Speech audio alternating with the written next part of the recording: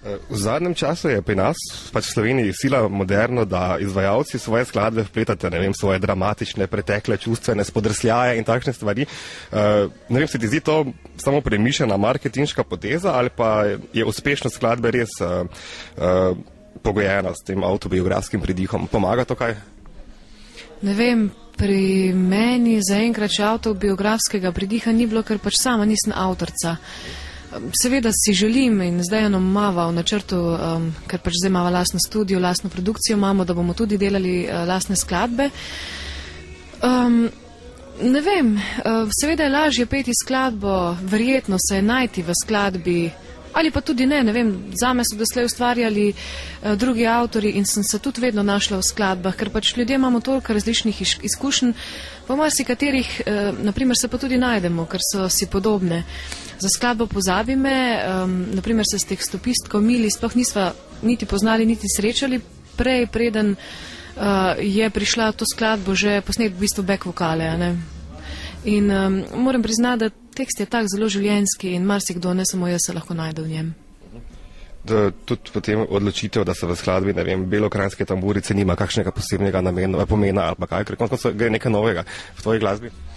Ja, že takoj, ko sem pač skladbo slišala, sem začutila, da tu bi pa pasale tamburice noter, ker imajo eno tako otožnost v sebi, ki se mi zdi, da prav paše v to skladbo, in potem smo šli v Novo mesto, kjer so jih Zlati muzikantje, poznan narodno-zabavni in zabavni ansambel, posneli v živo in to so odlični glasbeniki in uživala sem tako na snemanju, kot še vedno zdaj, ko jo pojem ali pa poslušam.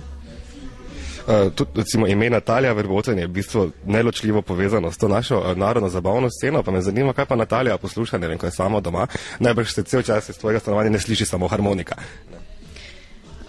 Ne, čisto vse zvrsti poslušam od, ne vem, zelo všeč mi je še vedno glasba Toše, oziroma petje in glasba Tošeta Projskega, Robbie Williams, rockeri različni, Shank Rock sploh, Toni Cetinski, ne vem, Lilu Žame, ne vem, zelo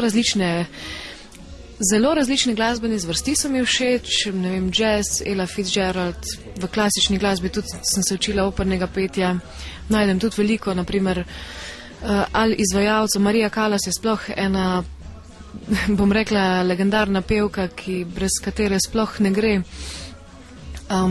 Drugače pa vse, edino v metalu še nisem najdla, mogoče zato, ker še nisem se posvetila zaenkrat, ampak drugače pa v vseh glasbenih zvrsteh imam svoje priljubljene izvajalce ali pa priljubljeno glasbo.